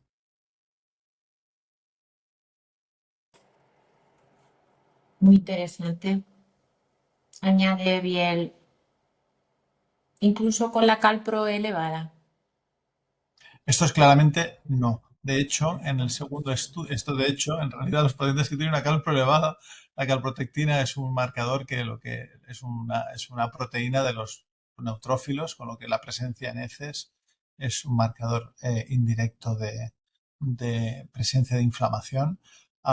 Los pacientes que serían potenciales candidatos a retirada deberían ser pacientes con remisión clínica, remisión biológica y remisión endoscópica.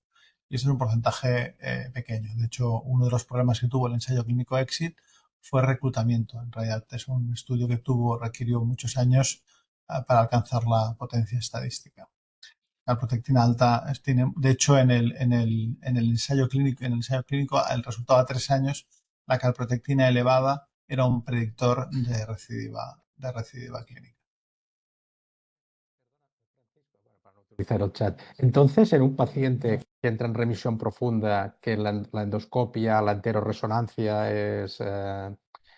que hay remisión, que no hay actividad inflamatoria, pero la calprotectina está por encima de 200, por decir un valor, no sería candidato a retirar entonces, entiendo.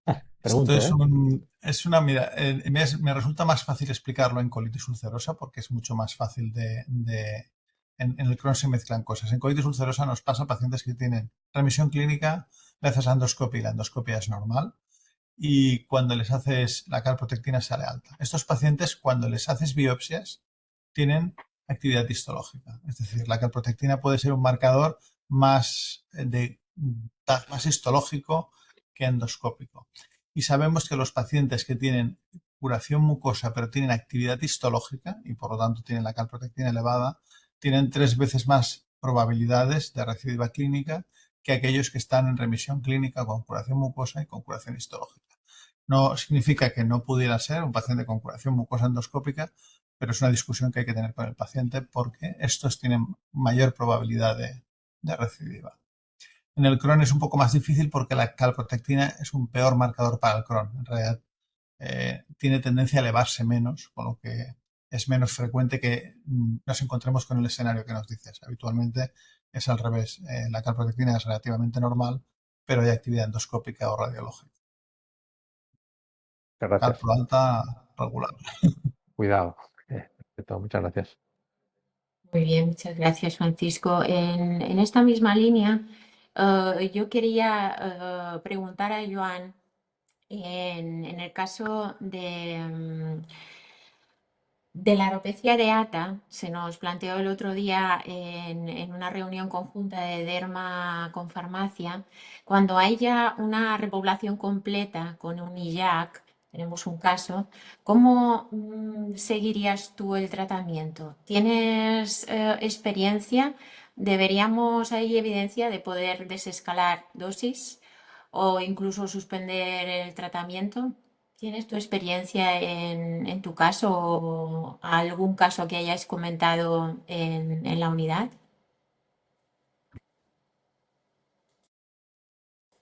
Joan, no te oímos.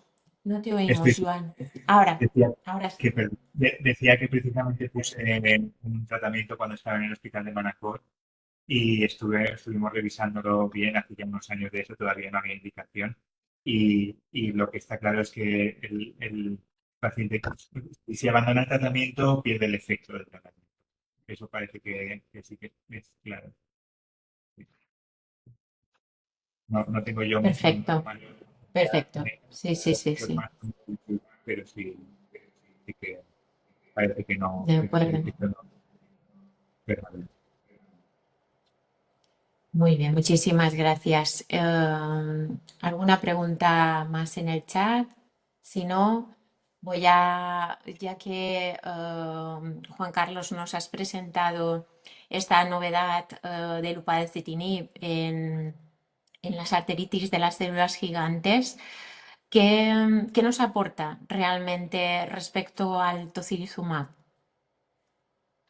Bueno, una pregunta interesante sobre todo porque recientemente pues tenemos también un biosimilar de tocilizumab, ¿no? Con lo cual, tosi en artritis son las gigantes está demostrando ser una opción eficaz y además ahora más económica, ¿no? Pero es cierto que todavía hay un porcentaje de pacientes, en algunas series se cifra en torno a un 30% de pacientes, que a pesar del tratamiento con tosi, pues no se consigue alcanzar una respuesta adecuada, ¿no? O incluso, y esto yo he tenido experiencias directas, ¿no? Algunos pacientes, según las series, entre un 6 y 25%, que responden, pero hay que suspender tocilizumab por algún acontecimiento adverso, ¿no?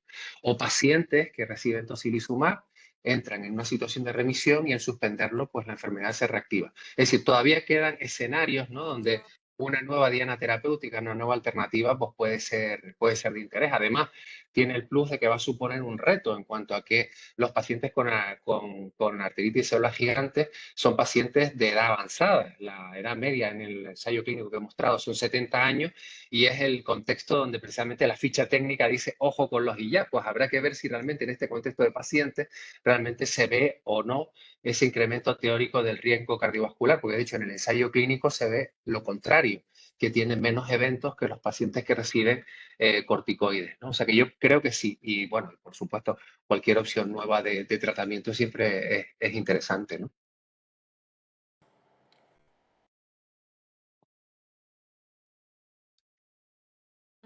Francisco nos ha comentado que un 20% de los pacientes con enfermedad de Crohn que van en tratamiento con upadacitinib deben seguir con una dosis de 45 miligramos. Entonces, no es un porcentaje nada desdeñable y claro, es una dosis alta.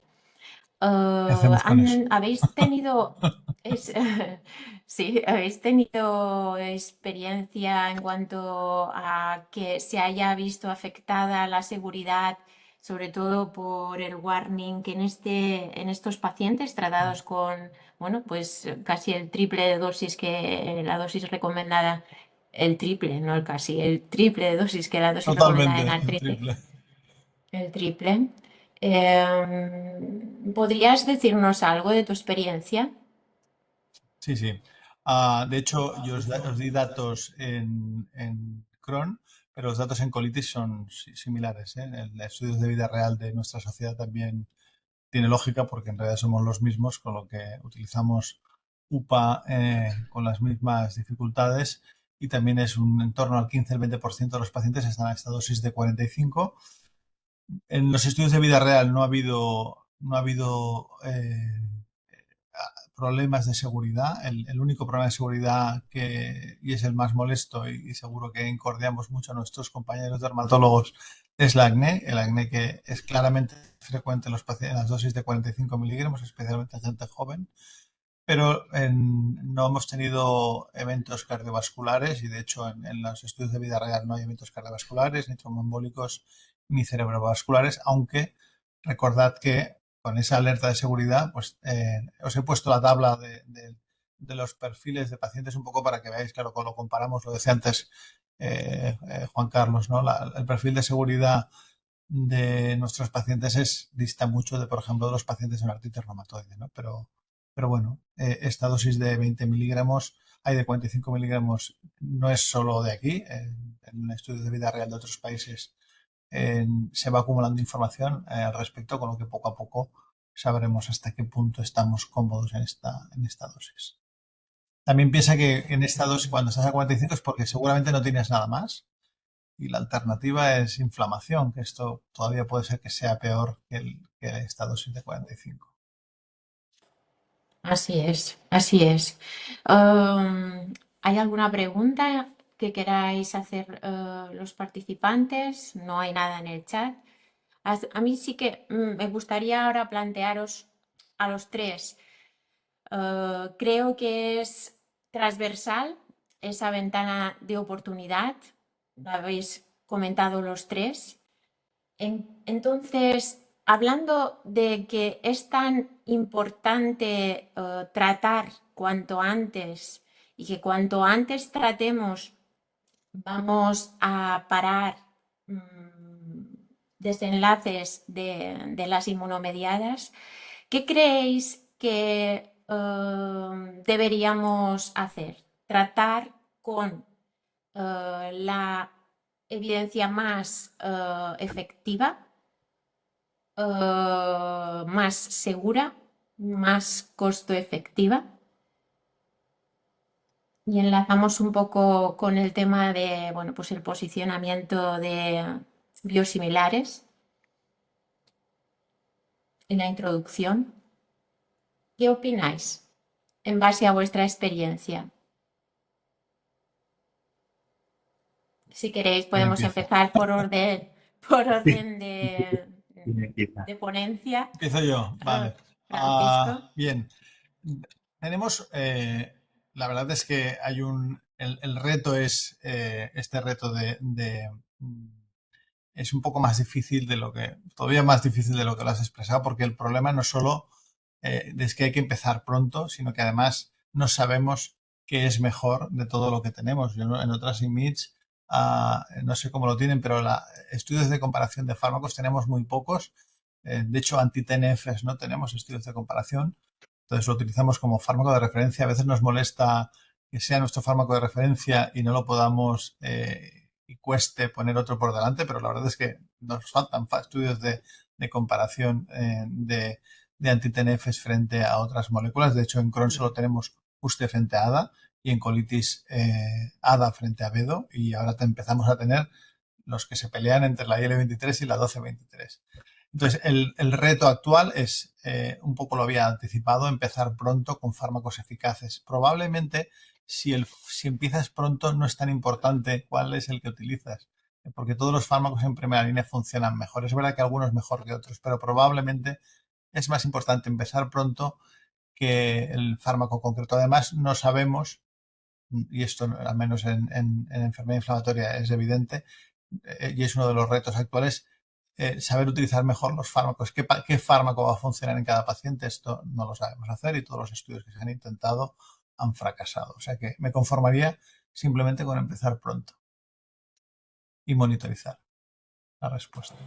Muy bien, me gusta, me quedo con el tema de empezar, sea con el que sea, a falta de evidencias. Muy bien, pues ¿qué piensa Joan? Yo en dermatología, la verdad es que siendo enfermedades tan prevalentes, todas ellas, ¿no? Que hemos dicho que ya eran tan prevalentes, el reto es muy grande, ¿no? Empezar con lo mejor de lo mejor en todos los casos es muy grande. Y yo creo que también hay diferencias en cada enfermedad. Hay enfermedades que se diagnostican muy tarde y por tanto llegan tarde al prescriptor. La hidradenitis supurativa, por ejemplo, tiene un retraso en el diagnóstico de entre 7 y 10 años, ¿no? Entonces, la dermatitis atópica, la psoriasis parece que nos llegan antes, ¿no? Pero todavía hay enfermedades cutáneas que se diagnostican tarde y eso ahí hay mucho que hacer. Y luego depende mucho de la indicación, ¿no? Probablemente, pues por ejemplo, he dicho ya en hidradenitis supurativa, el anti-TNF sigue siendo objetivamente el mejor en términos de eficacia, ¿no? Quizá no tanto en seguridad, pero sí que en términos de eficacia. Y luego habría que ver también, pues qué supone un ingreso por una descompensación de cada enfermedad, que supone la pérdida de capacidad laboral por cada enfermedad. Meterlas todas en el mismo saco es complicado, ¿no? Sí. Evidentemente, pues intentar dar lo mejor en cada caso y a ver ahora con lo del ustekinumab biosimilar, pues por ejemplo en el campo de la psoriasis, pues puede representar un avance muy importante, ¿no? Porque sí que hay diferencias con los anti-TNF en términos de eficacia. Depende. Difícil, la verdad. En cuanto al posicionamiento del biosimilar en psoriasis, en artropatía psoriásica, el Bifimed, que es bueno, el órgano del ministerio en donde se publican las indicaciones financiadas, sí que en psoriasis y en artropatía psoriásica ya han eliminado el tema de pasar antes por un anti-TNF en cuanto a indicación financiada. Ahora habrá que esperar cómo se posicionan las agencias locales y nuestra comisión autonómica. Y por último, Juan Carlos, ¿cuál sería tu visión al respecto? Yo coincido totalmente con lo que han dicho ellos, ¿no? Que lo prioritario es el control rápido de la actividad inflamatoria, ¿no? Y lo antes posible, ¿no? En reumatología hemos tenido un reto que hemos conseguido mejorar o superar en algunas patologías. En artritis reumatoide el retraso diagnóstico no es tan grande, pero en otras como la espondiloartritis todavía sigue siendo de 5 o 6 años, ¿no? Cuando tú instauras de manera precoz, o sea, diagnosticas rápido, instauras de forma prematura tratamiento y no necesariamente una terapia avanzada, en nuestro caso la R, con metotrexato, ves que realmente hasta un 60, casi 70% de los pacientes consiguen un control adecuado de la enfermedad, ¿no? El reto quizás principal casi está ya, la pelota está en nuestro tejado en cuanto a que las consultas de reumatología está costando un poco la incorporación de manera, digamos, rutinaria, protocolizada de todo el tema de los PRO, evaluación de la actividad de la enfermedad, etcétera. Y esto es lo que está condicionando que muchas veces pues el paso a esas terapias avanzadas, ¿no? Conseguir un control rápido de la inflamación, pues se dilata en el tiempo, ¿no? Porque uno por falta de tiempo no aplica los PROs, no evalúa adecuadamente, tienes inercias terapéuticas, hay presión asistencial y este está siendo el principal problema. Ya una vez que decides que es necesaria una terapia avanzada, ¿no? Antes que después, mejor antes que después, pues coincido con ellos en que probablemente no es demasiado relevante, salvo por factores concretos que utilices y los anti-TNF siguen siendo una opción adecuada. Y los biosimilares dentro de los anti-TNF también, claro. y otras moléculas. Muy bien, pues no me quedo con el resumen, tratar pronto, control rápido y sí que rescato esto último de Juan Carlos, ¿no? Con el paciente dentro del equipo y así dándonos cuenta de las desviaciones más rápidamente. Hay una pregunta más en el chat que nos la transmite bien. Nos dice, ¿la combinación de ustekinumab o anti-TNF más menos un inhibidor de JAK en digestivo o en reuma será una opción de futuro como con la disponibilidad de biosimilares, a no ser el coste una limitación? En casos refractarios está comentando. Es sin duda, uno de los problemas que teníamos y de hecho no solo en enfermedad inflamatoria, en adenitis, en espondiloartropatías, bueno, en enfermedad inflamatoria habéis visto nuestro test terapéutico, no vamos a conseguir mejorar mucho más con una única diana terapéutica, o sea que combinar es seguro, incluso sin biosimilares, o sea, sin duda es verdad que tener los anti-TNF biosimilar, que haya entrado usted biosimilar, es una posibilidad y que actualmente hay en ensayo clínico comparaciones. Una de las comparaciones más atractivas es anti-TNF con la IL-23. Se está comparando Gusel con anti-TNFs y que nosotros hagamos la abstracción de cómo funciona Gusel con anti-TNF, hacer biosimilar anti-TNF con ustekinumab en práctica clínica es posible que ocurra. Y respecto a los IJAKs, yo creo que su función va a evolucionar. Lo vamos a utilizar en tratamientos secuenciales, igual quizá no como terapias prolongadas, pero tiene un efecto muy rápido, como en otras IMiDs.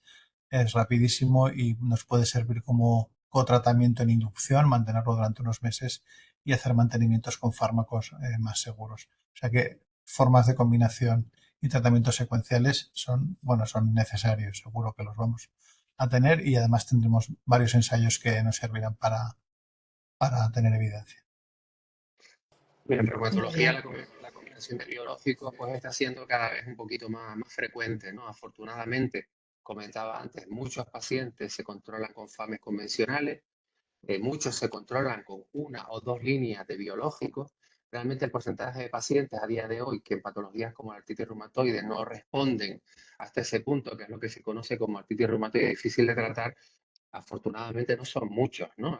El 10% del total que reciben terapias avanzadas, ¿no? Pero claro, el número a cuentagotas va aumentando, la experiencia va siendo creciente y tenemos pues todos los servicios de experiencia de pacientes en los que tenemos que combinar biológicos. A veces incluso esa combinación viene condicionada, por ejemplo, en el caso de la espondiloartritis, porque tú controlas la enfermedad en tu dominio, pero no se controla digamos, en los síntomas pues, dermatológicos o gastrointestinales, y entonces a veces pues hay que, si la respuesta no es adecuada, también combinar anti-TNF y 17, anti-TNF y 23, frecuente anti-TNF con IJAK, son combinaciones que se están usando en práctica clínica.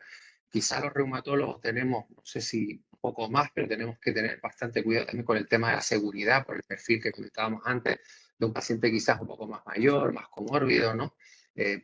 Bueno, pero sin duda está siendo una opción que estamos empezando a implementar en práctica clínica, ¿no? La combinación.